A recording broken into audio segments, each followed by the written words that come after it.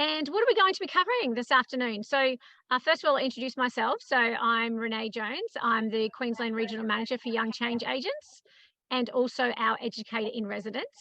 So to start off with, we're going to be hearing from Margaret in relation to an overview of the key themes of the white paper and the research. Then we have an amazing panel for you this afternoon. So we're doing a panel discussion with 4 panelists from all different areas of the entrepreneurial education ecosystem. Then we'd obviously love to hear from you and involve you in this conversation as well to understand, well, what has the paper meant to you in terms of driving entrepreneurial education within your context? And we will give you a bit of a heads up. We're going to be asking for a bit of a pledge today as well in terms of moving our ecosystem forward. We're going to be hearing from an amazing young entrepreneur, Kiana, and she was also our Teen in Business Award winner last year. And then, we're going to finish with our pledges and wrap up for this afternoon. So I'd love to hand it over to you, Margaret, to, give us a bit of an overview of the paper, please. Thank you, everyone, for coming along. I'm Margaret O'Brien. I'm the founder and CEO of Young Change Agents. We're a not-for-profit social enterprise. We work solely in this space and helping young people reframe problems that they see in their community as opportunities to make a difference. And the vehicle for that is entrepreneurship. It's really around creating the mindset, skill set and tool set in young people to be able to think about all those challenges that they see that might even be previously seen as unsurmountable, and be able to break those down and make a difference. And we're very privileged to work with over 1,200 schools across Australia. But we're more privileged that everyone trusted us by coming to the Entrepreneurial Educator Exchange as the conveners. It was a concept that hadn't happened before. We have the privilege of going around quite a lot of schools around Australia. And the one thing that we really saw was that we were getting to see all the innovative things that were happening and relaying that to other educators. Instead of educators doing this amazing work, being able to share that directly and learn from each other directly.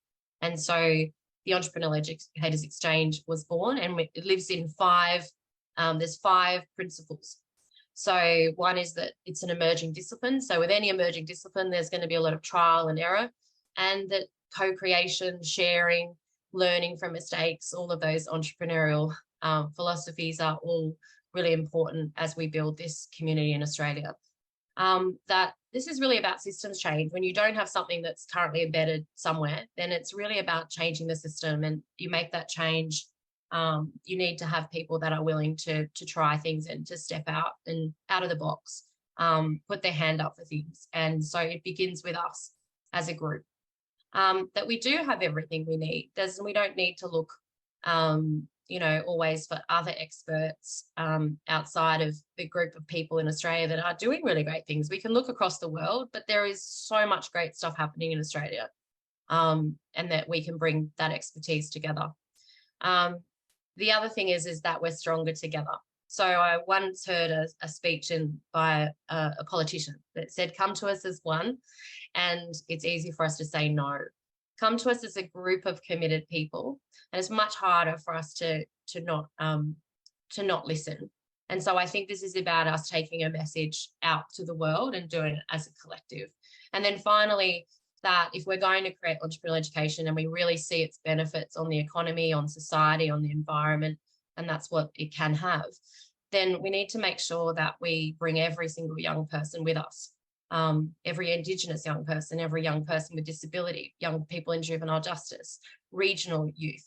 Every single young person needs a chance to experience this. And so entrepreneurial education needs to exist for all. So they're the core principles, and I really welcome that as part of our principles as we expand this, not just outside of the conference where this original research came from, but on the call tonight and in the local roundtables that we're starting to kick off, and at the Global Entrepreneurship Congress that's coming up in Melbourne that Chad will talk to you about. So there's just so many more opportunities to have this conversation. So although this paper is the voices of the 61 attendees, there's so much of an opportunity for everyone here to start adding their voices and be part of it. And we're going to ask you tonight to think about how it's how you're thinking about it, and to make a pledge of the one thing that you can do to help bring this emerging discipline to all of our young people. So I'm just going to, I know you can all read, and I know you've all had a copy of the white paper, so I'm not going to read it out word for word, but I'm just trying to give you a little bit of a flavour of what it's about. So obviously we had our attendees and across representation from across the systems, from Catholic, from independent, from regional schools, state schools, all across Australia.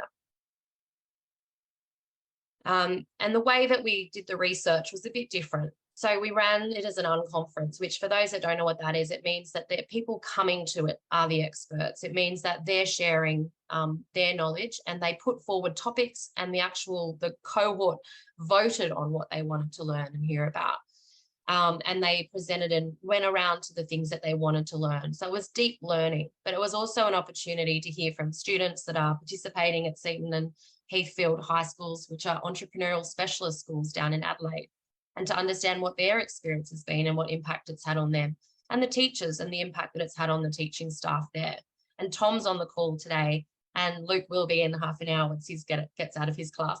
And they're, and Tom will be able to share today some of his views on that as well.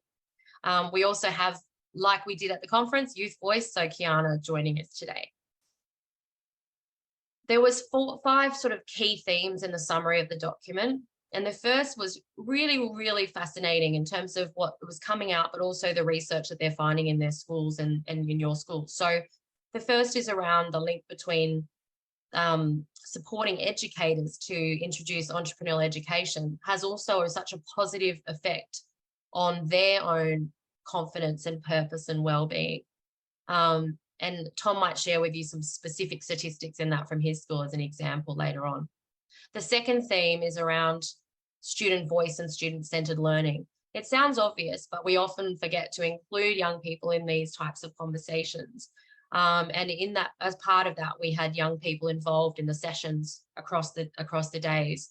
And if we're going to keep introducing entrepreneurial education, how might we not only involve them in co-design, but also amplify their voice and get them speaking about why it's important to them and inspire other young people to take part and hopefully end up being entrepreneurial educators and mentors themselves moving forward. The third theme was about diversity and inclusion, and I've touched on that a little bit, but there's so many ways that young people have told us that they don't see themselves to be an entrepreneur because they can't see the role models, they can't name them, they don't feel confident if they can't see who you want to, can't see if you can't be it, can't be it if you can't see it, sorry. And there's just so many ways that we need to make sure that entrepreneurial education is fit for purpose for all the different young people we work for. And Nicole is on the panel today, and she's going to talk really deeply on this theme around what they're doing at her school in Kepnop to address this. Theme 4 is around the link to other subjects. It doesn't sit alone. In fact, if you look at, there's a few people from universities on the call. If you think about what universities are doing and also what we're hearing in the schools from those that are rolling it out, it's how can you really link entrepreneurial education into your other subjects, especially around STEM education. Entrepreneurship doesn't sit as a subject by itself. You need that deep knowledge from other areas. And so how are we bringing cross-curricular educators together to design and embed these courses? The last one is a really long one, and it's around, but we've got a few details up here and you don't need to read it all, but the last one is around that it takes a village. And this is about supporting systems change has a whole bunch of enablers. So it's thinking about how do we prioritise it at government level? How do we look at the lifelong learning and the scaffolding of entrepreneurial education and the micro-credentialing, the pathways that we're taking to take young people from high school into university settings. And how are we doing that at a local ecosystem level? So whether you're in Bundaberg or in Hobart or on Kangaroo Island, right through to state and right across the country, and then taking also a global perspective.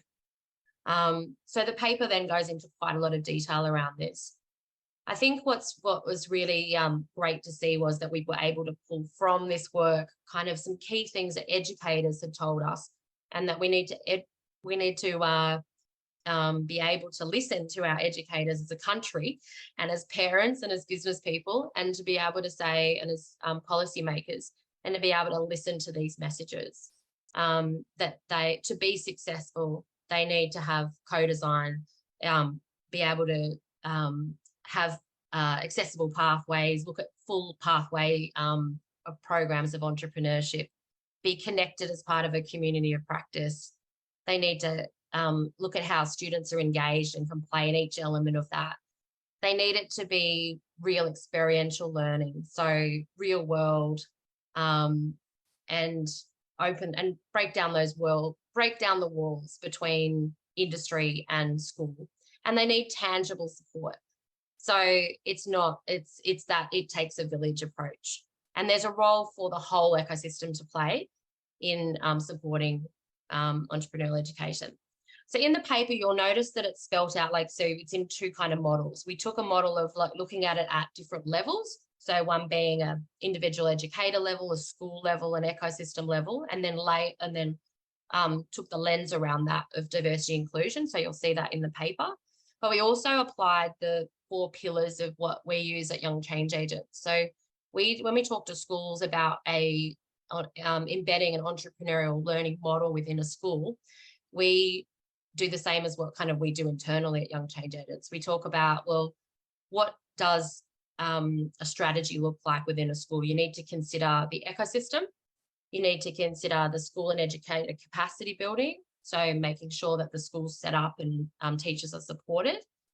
Making sure that the students can see a pathway and understand it and can say, this is where I'm at, this is why it's important, here's how I'm progressing, here's the skills I'm learning, here's how I might present them to a future employer or to the university or even my parents and my friends.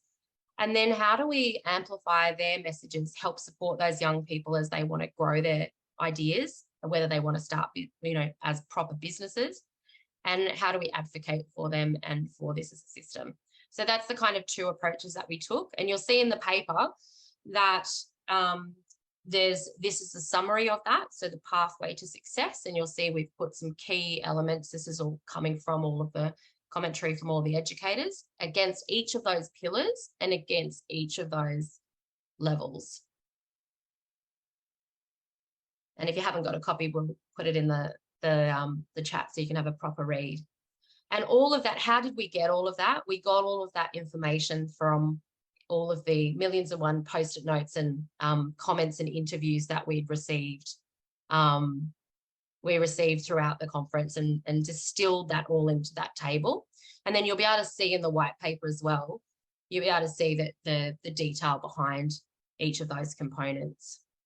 So we asked entrepreneurial education in 2032. So it was 2022 when we did this research at the end of last year.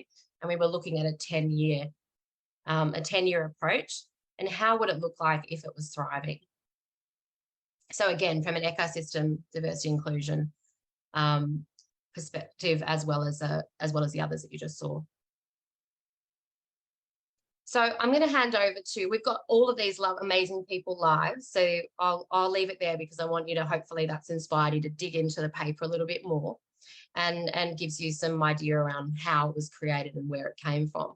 But I'd love to hand over to Dr. Renae Jones. Renae is an amazing educator, an entrepreneurial educator that launched the entrepreneurial programs at St. Paul's in Brisbane. She was at the entrepreneurial education as an educator on a hiatus, taking a year off around Australia. And we convinced her when she was finished with her year-long holiday that maybe she could support this mission of supporting other educators around Australia. And she kindly took up that mantle. So she's our educator in residence here at Young Change Agents.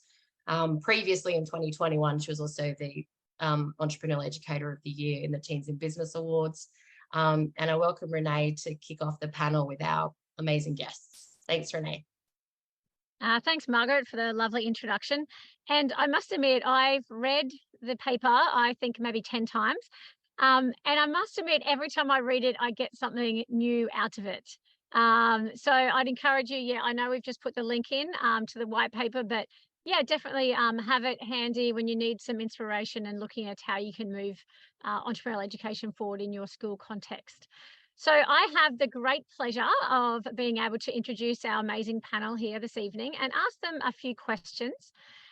We are, just to set it up, we're going for sort of 90-second answers. So it's not a drink at the pub. It's maybe while you're waiting for your takeaway coffee kind of vibe.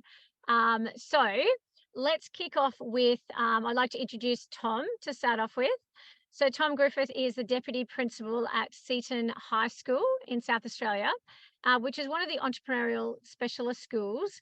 And I think Tom should also add event planning extraordinaire to his title, because he did some amazing work helping us last year and also this year with our E3 events.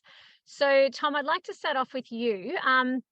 Based on your position within the ecosystem in South Australia, I'd really love to know, what's the value of this E3 report for you and your role? Yeah, thank you, Renae, and welcome everyone. Yeah, I think the power of this document to be a distillation of the collective experience and work across the state really allows us to kind of mobilise and champion our vision of having entrepreneurial education within schools, in every school in South Australia. So looking at the work that we've established within South Australia, being able to share and amplify our work, the white paper really brings together a lot of that collective thinking and allows us to share that further. Awesome. Thank you, Tom. So second on our panel, we have Liz Jackson.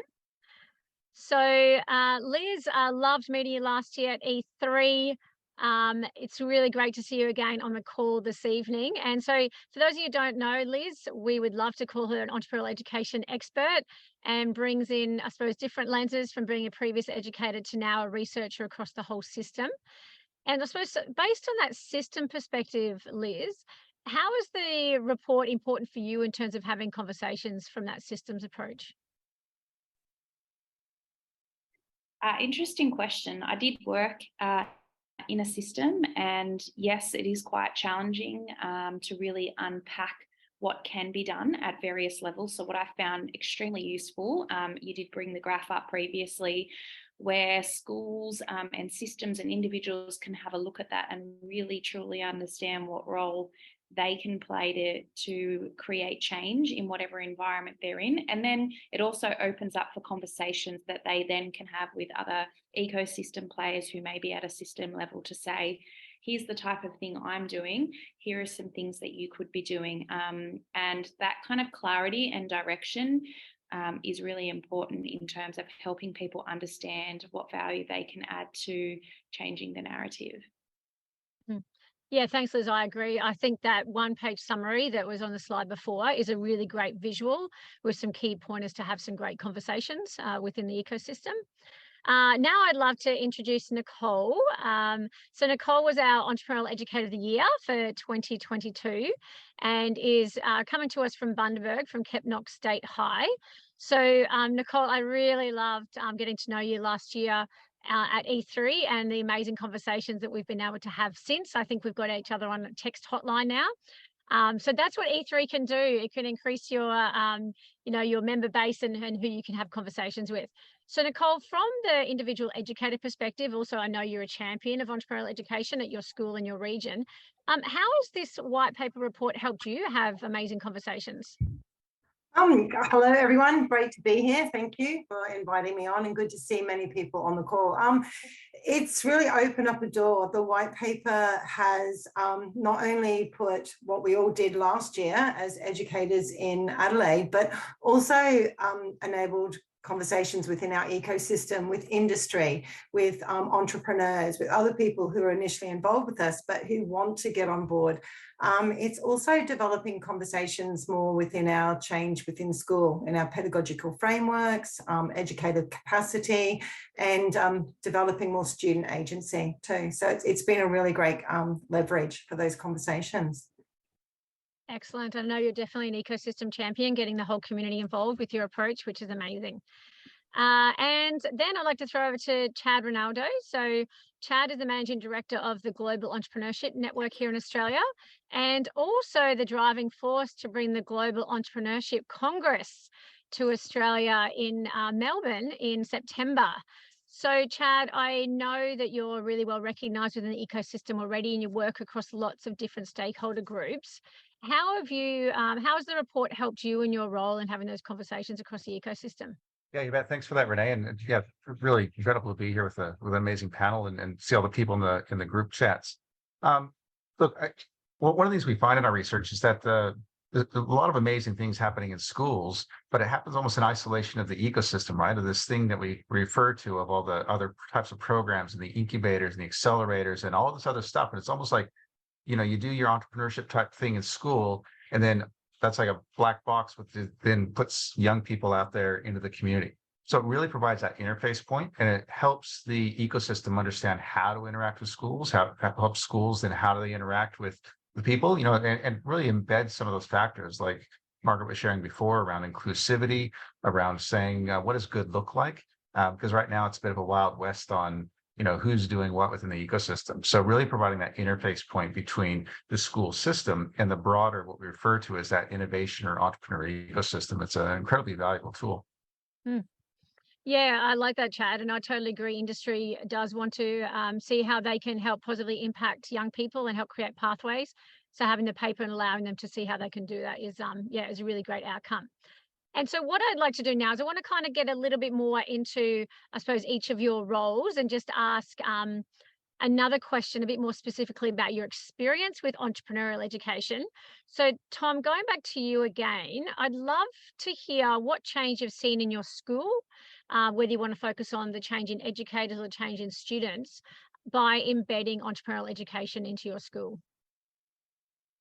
Yeah, I think part of our key priority was looking at entrepreneurial learning as a lens in which we view the world and how we could use that opportunity to develop that mindset to improve outcomes for students and staff.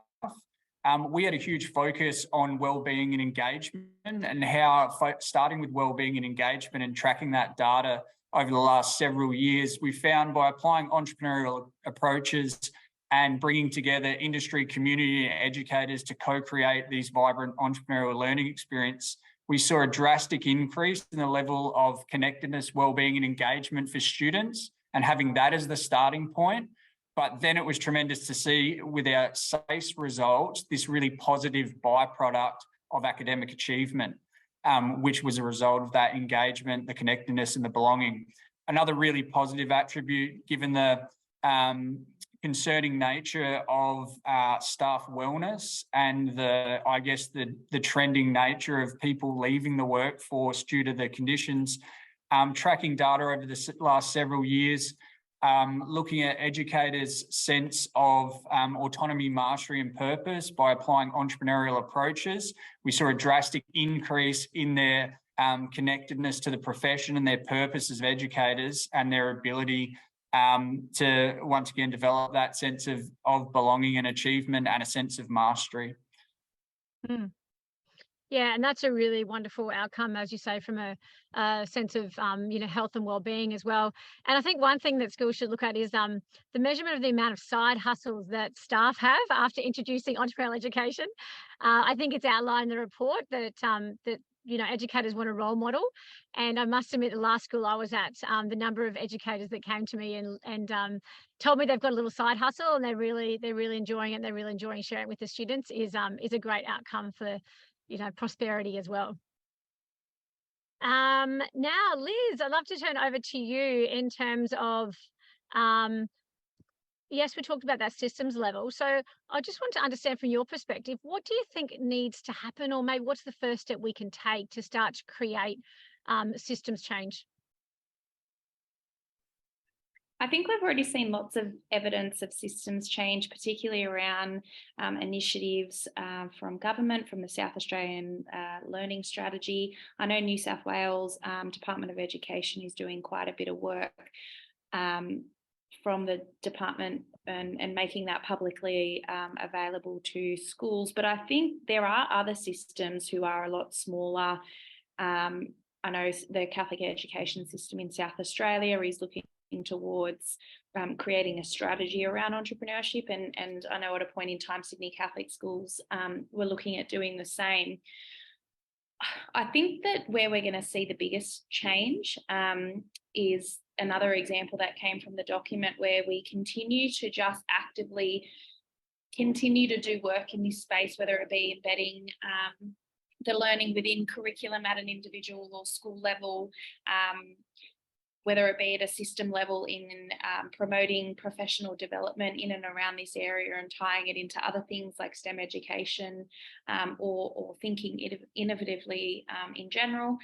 And then continuing to facilitate and being actively engaged in bringing people from the ecosystem together. So things like your teach meets. So to be honest with you, there are a lot of things that systems are already doing. However, sometimes they always think that entrepreneurship is just something completely left field and don't realise how they can seamlessly integrate it into things that currently exist. So I guess a call to action for systems would be have a look at what already exists and see where the opportunities are, where you can start having those conversations in those teach meet sessions or those activation groups or professional learning that currently exists, because the success on a global front from other countries who are much more well established, with strategies with over 20 years of history in them, is that there is sustainability in that. And I think the key is sustainability. So if we're already tapping into things that exist, we will see that ongoing longevity around entrepreneurship in our schools. Absolutely, I like that. So yeah, leveraging in terms of what we're already doing. And how do we create change from that? Absolutely. Now, Nicole, I'm well aware of everything that you do for your school and your community around entrepreneurial education. And I really love the lens that you look at it through, which is definitely that diversity and inclusion lens. And so I'd love you to share, I suppose, what outcomes have you seen by taking that diversity and inclusive lens, in particular around, say, student engagement at school? Yeah. Thanks, Renae. We work very well on that area. We're a regional setting, and when we first took on entrepreneurial education, it was about empowering our students in regional settings who are the most creative, innovative young people, and giving them that agency, making them aware that they had that journey to take as well. I guess for us, it was also about taking a step into the unknown. We had one little program, but we wanted to build it further. And we decided that we would develop the mindsets and the skill sets for our students. And it was really important to us because we're a low ICSIA school in a very disadvantaged area with really complex case students who come from very many different walks of life. What we discovered was that they really had an eye for solving problems that mattered to them, and we needed to empower their voices because they were lacking confidence, collaboration, communication, all those developed 6 C's that we wanted them to embed. What we've done, which is amazing, is we developed a culturally relevant program, Lighting the Spark, and that was really the whole motto of It Takes a Village. We had Tarrablang Aboriginal Corporation mentoring, involved in market days. We also have just at the moment doing Entrepreneurship at Work, which is our program that we're developed through 2 economics and business classes and aligning with the version 9 entrepreneurship curriculum. And we've noticed improved engagement, well-being, attendance, also students' transferable skills, not just within ECB, but across subjects, and taking out digital portfolios for employability and scalability for our businesses in the area. They've pitched to investors last week with their social enterprise ideas from a startup genome report, and they're now building their own digital websites around their social enterprises. And these are children who are probably your D average students in curriculum who are excelling. So yeah, we've seen so many leaps and bounds for their future pathways. It's just amazing. And so fulfilling as an educator to, open students up to new horizons and just see them really take that and run with it.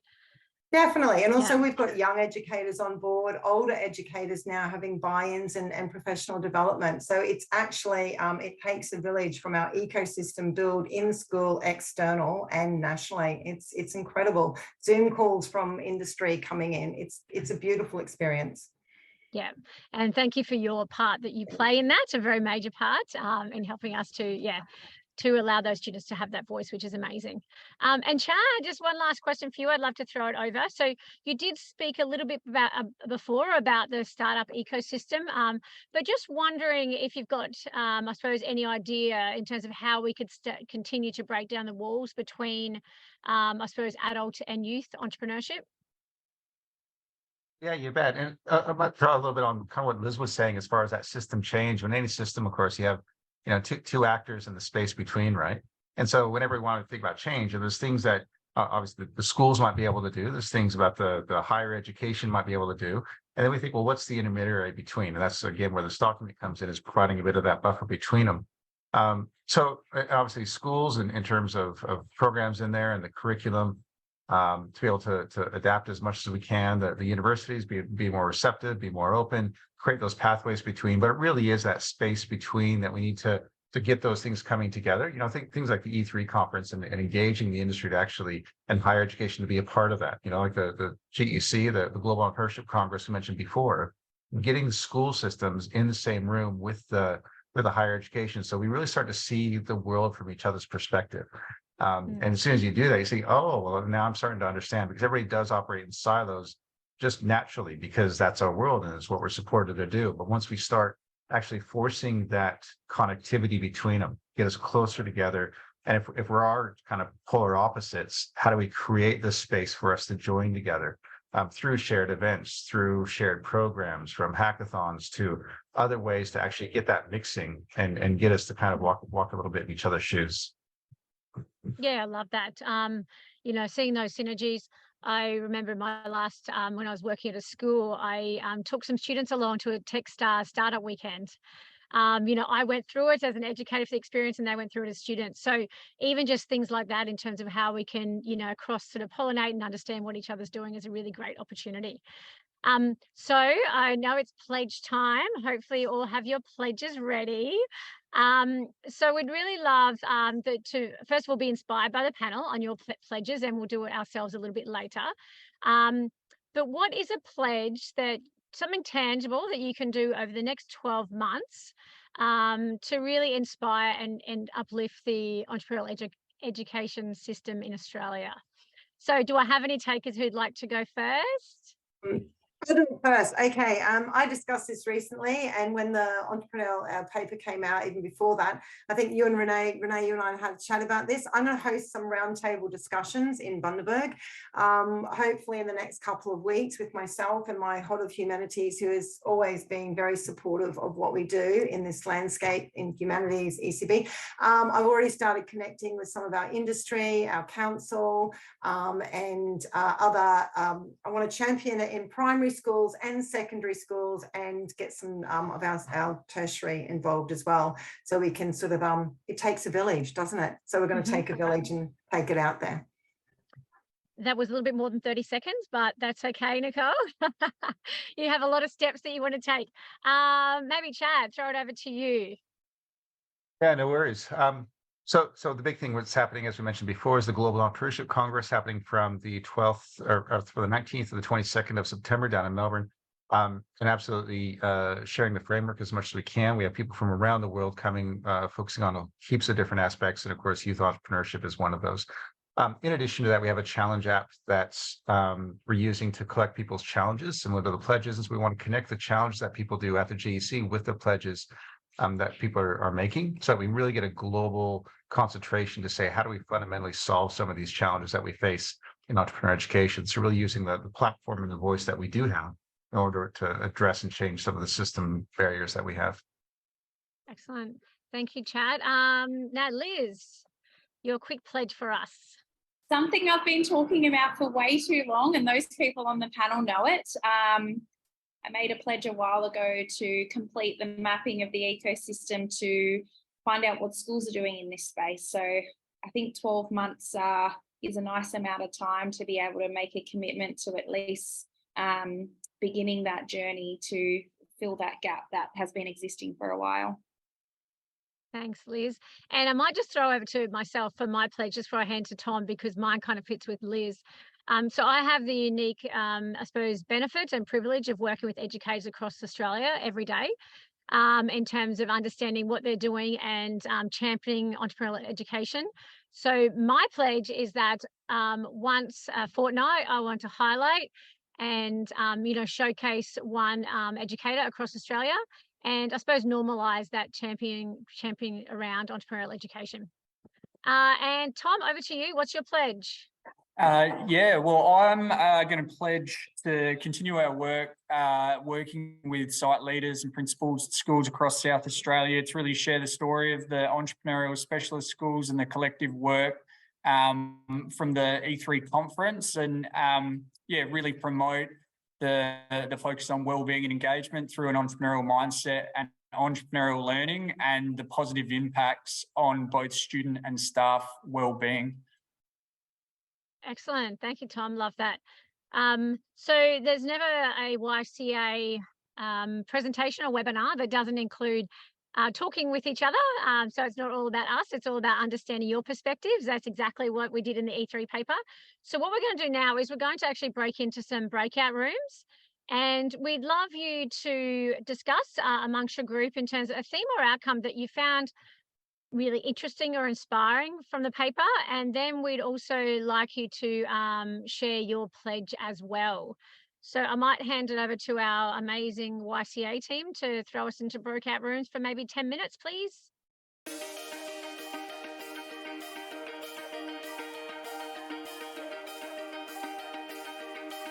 We're at the E3 Unconference, the first of its kind in Australia, bringing together entrepreneurial educators from across Australia to create the vision for entrepreneurial education.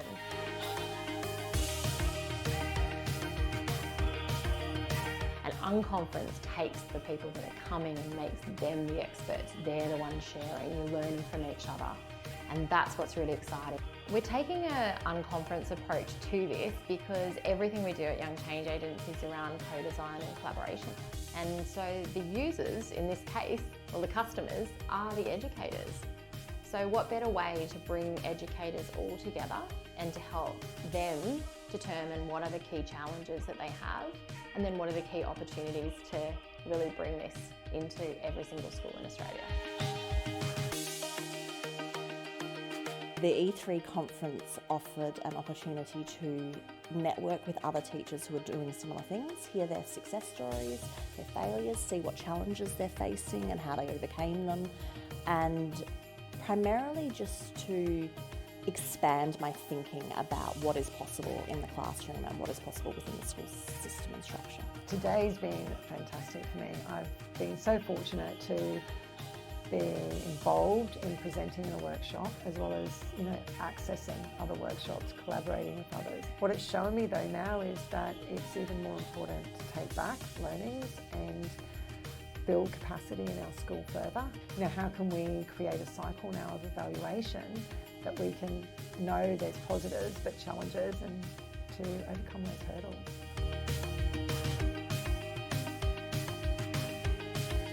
I'm so excited to be here and participate in the conference. I think that bringing together like-minded people that are all sort of walking that path, all holding that banner for entrepreneurial education is so exciting. I think the E3 conference is super important, and to come along and to be part of this one, the first one, has been a real privilege. The networking has been, you can't really put value on that. There's so many ideas to mine and people are so open to share. I think that the vibe in the room, regardless if it's a structured discussion or not, has been really super positive. People are looking to be helpful, but also looking to leverage ideas off as well. So yeah, I think these conferences are so important. We can actually see that there's a model to look at, it can be done, and that there, despite some more traditional barriers, we can easily break those down and really replicate what's come before us. And what brings me to the E3 conference is a great opportunity to be able to network.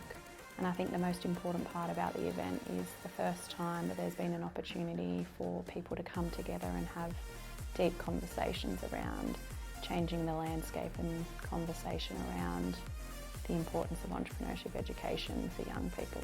I think this type of an event really activates a conversation, brings people together, and really tells a story around the maturity of the ecosystem and what the opportunities really are for young people, and the gaps as well, and kind of what the next steps should look like to change that narrative.